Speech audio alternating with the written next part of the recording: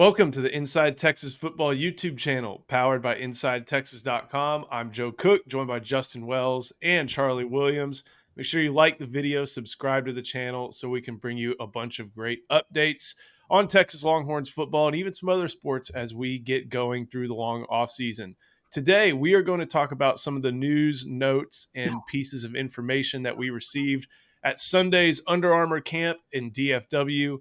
A number of top Texas targets were there. Some scheduled visits, some talked about their relationship with the Longhorns, and some just had a good day playing ball. So, Justin, we saw a few different guys, not as loaded of a camp as we typically see for the Dallas region, but still some guys Texas has extreme interest in. What were some of your big takeaways from not just seeing guys play, but also talking to a few of them? Yeah, my first impression was the offensive line in DFW is strong. There's some really good 2025 and 2026 offensive linemen. Obviously, Michael Fasusi, Ty Haywood, Connor Carty. Those guys get the praise most of the time. Lamont Rogers, man, they're good. I actually talked to Rogers about playing goalie and how in soccer, and he said, man, he didn't realize how much fun he was going to have playing goalie. I thought that was impressive for a ginormous guy, but it feels like the offensive line area recruiting in DFW is just huge. There's just so many guys to choose from. And then, of course, I thought the wide receiver group was decent. I thought it was Dakorien Moore. He wasn't even going to work out, guys. He was just going to show up and get his future 50 invite and take some pictures. But then he got competitive, and then guys started talking to him. So he had to go out there and put in some work. I love that about a guy, especially the number one receiver in the country. And so top to bottom, I'm with you. It's not as stocked as it used to be. I think Houston next week is going to be really good, especially on the DB side.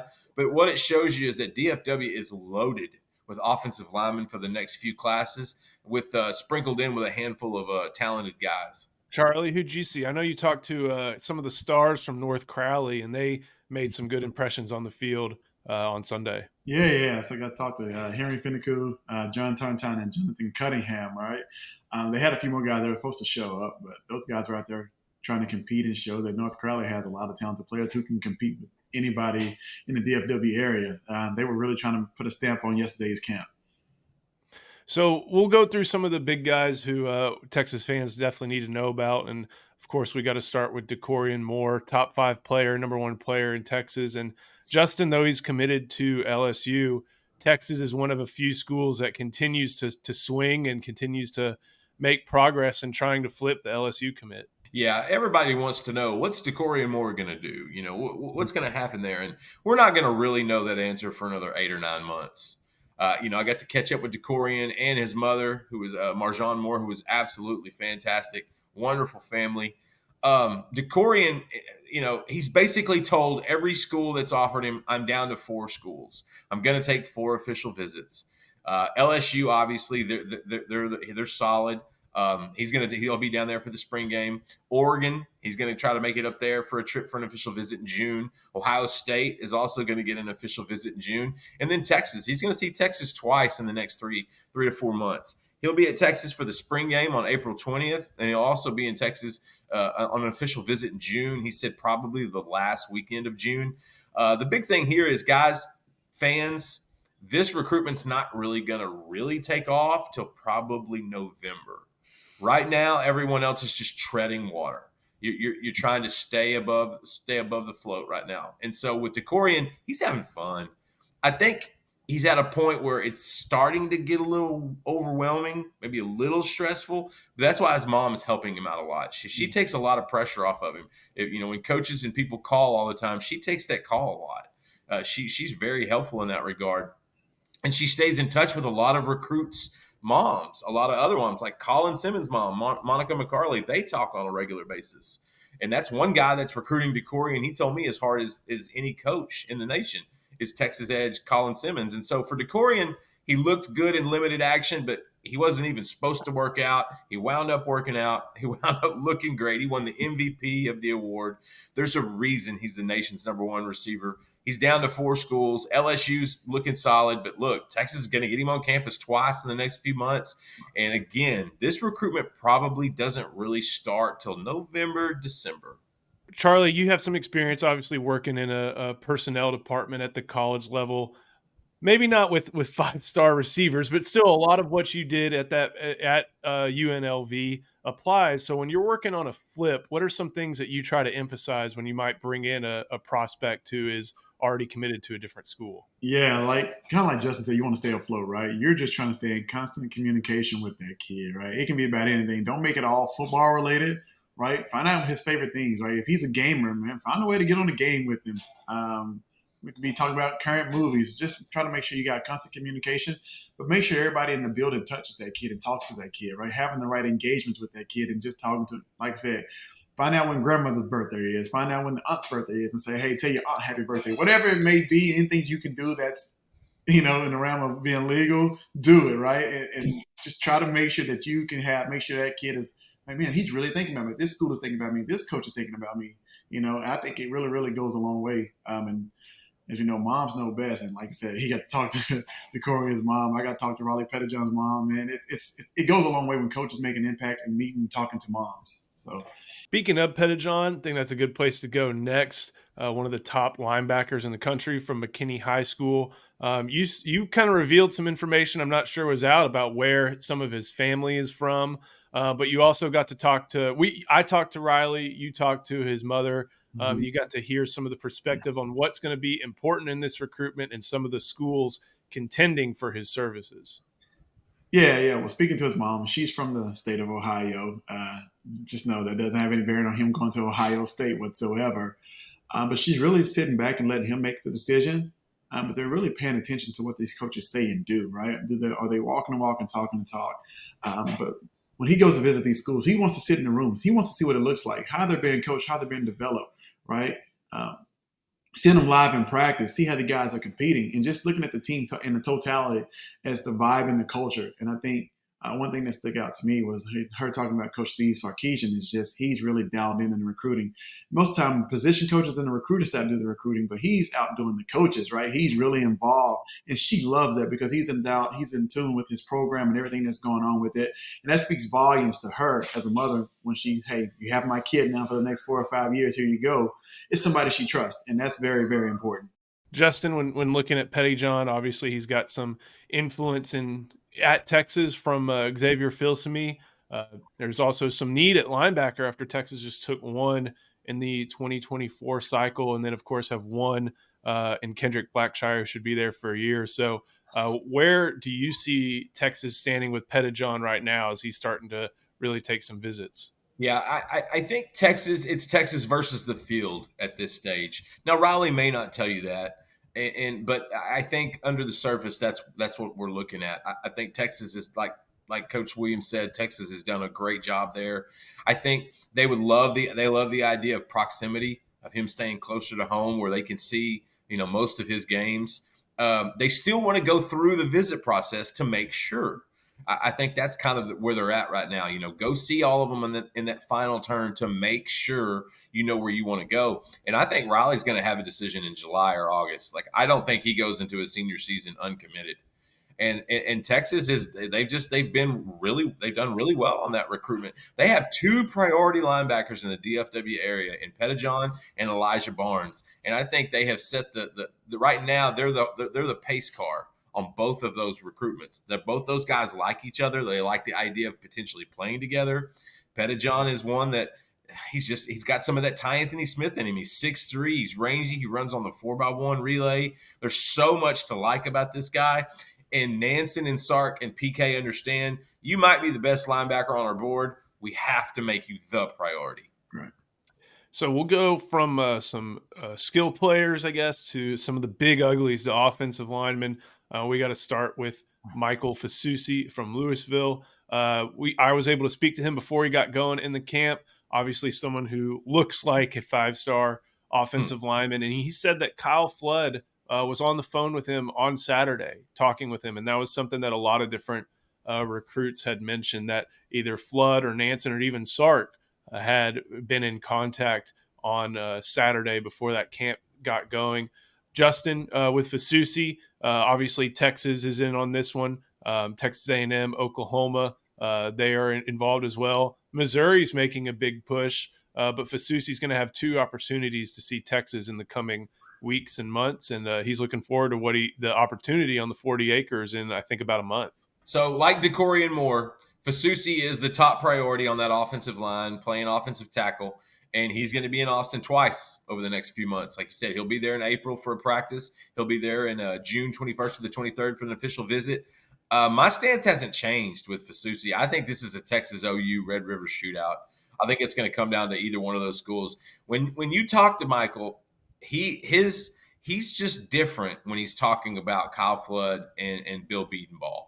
He just talks about those guys in a different light. He really, really has found a connection with those 2 guys. Now, the thing to understand with Fasusi, he really enjoys the recruiting process. And that's not a negative. Some kids, it gets to their head. They become little stinkers. It's not always cool.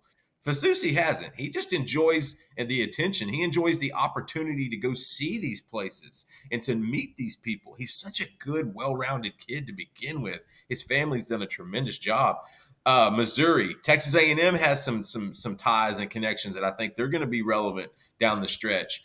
Missouri made an impression on him. LSU keeps pushing. But at the end of the day, this is going to come down to Texas and Oklahoma. I would be shocked if he's not in the stadium for Texas OU again in October. I like Texas by an edge over Oklahoma right now. I think Oklahoma's doing a lot better. And one of these next guys that we talk about, maybe even 2 of the next guys we talk about. But I think Texas has got a little bit of an edge over the rest of the teams when it comes to Michael. OU is the main competition, though. Before we keep on going, got to get a quick word in for our friend Andre the Lawyer. Andre the Lawyer is a longtime Inside Texas user, never takes more than their clients, no win, no pay, no upfront costs. The principal office is in Dallas, Texas, and he's been representing injured Longhorns throughout Texas. Every client gets a personalized text message number so they can contact the team and get direct access to the lawyer all day and all night. Call Andre the Lawyer at 214-444-8808. Whether you're in a car wreck, an 18-wheeler accident, slip and fall, an on-the-job injury, or anything else, 214-444-8808. Got 2 more guys to talk about. They both happen to be offensive linemen. One is Ty Haywood.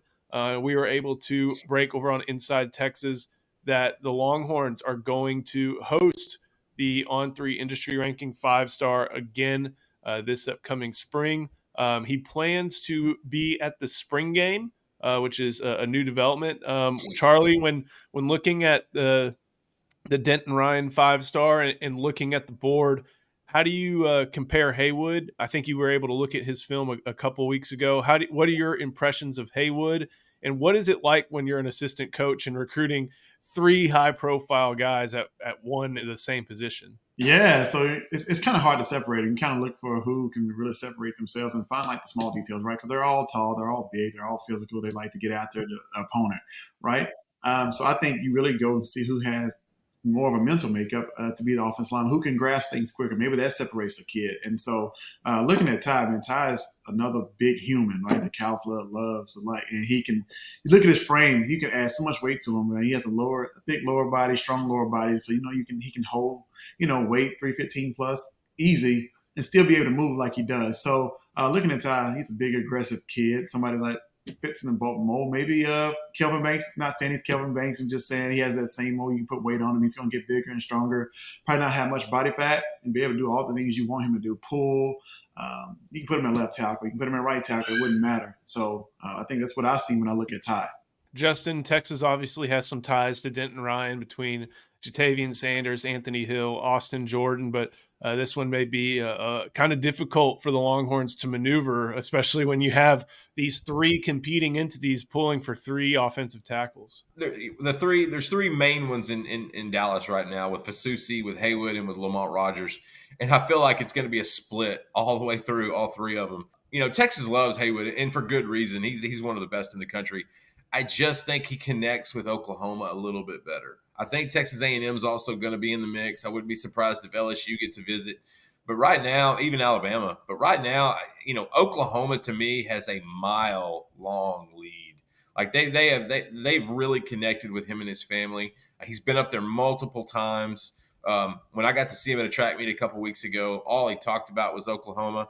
I think Ty would tell you off the record that they're his leader. I don't think he would say it on the record, but I also feel like they're the lead team in this regard.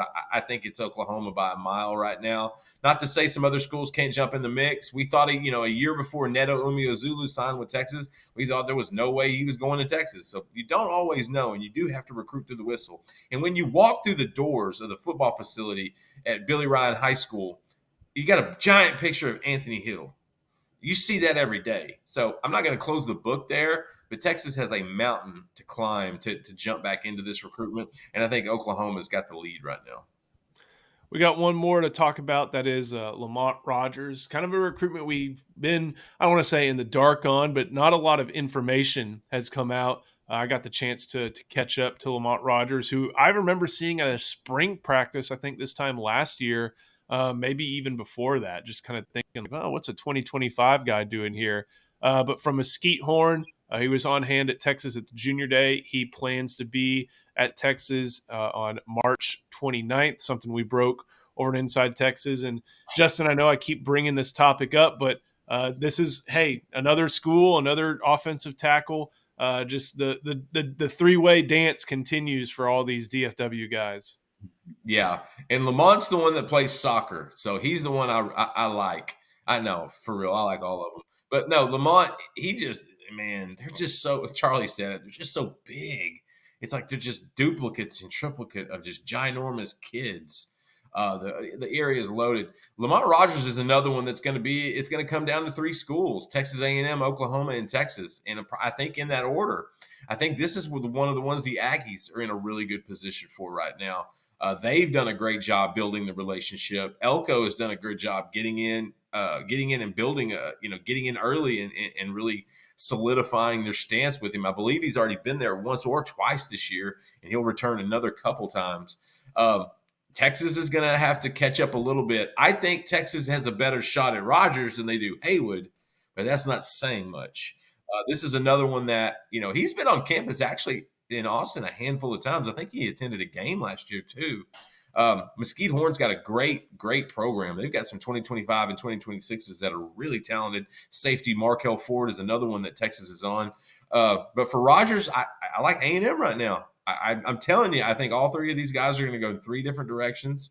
I think they all know it right now. I love that, Texas and Oklahoma are still going to be battling out. I know the Sooners are trying to score, and with Beatonball, they're doing a good job there as well. But after talking to him yesterday for a little bit, I get the vibe that A&M's the leader, and so we'll see how that thing plays out during this summer. Charlie, I'll give you the final word. If you had to have your pick from those three for guys playing tackle, if you could ignore kind of circumstances of recruitment, who leads, who doesn't, who would you pick? I'm a big Lamont Rogers fan, man. Watching this film, right, you can see he can move. But then you see he's playing goalie, right? I mean, look, having a former kid who played goalie in hockey, knowing how he moves, you got to be athletic and move, man. I'm sorry, right? You got to be able to move to play goalie. And then you see him on a basketball court. I know Justin loves that.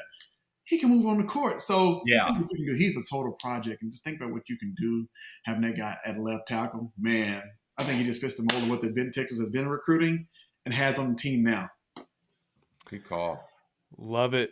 Thank you for watching this video. Make sure you like it, subscribe to the channel so we can bring more and more Inside Texas coverage to you. Make sure you head to InsideTexas.com. Spring ball starts next week. If you want to sign up now, you can sign up and get 1 month of access for $1. That should get you almost all the way up to the spring game. We'll have a ton of insider details, not just on the team, but also on recruiting, as we brought to you over the weekend. Charlie, Justin, thank you so much. We will see you next time on the Inside Texas Football YouTube channel powered by InsideTexas.com.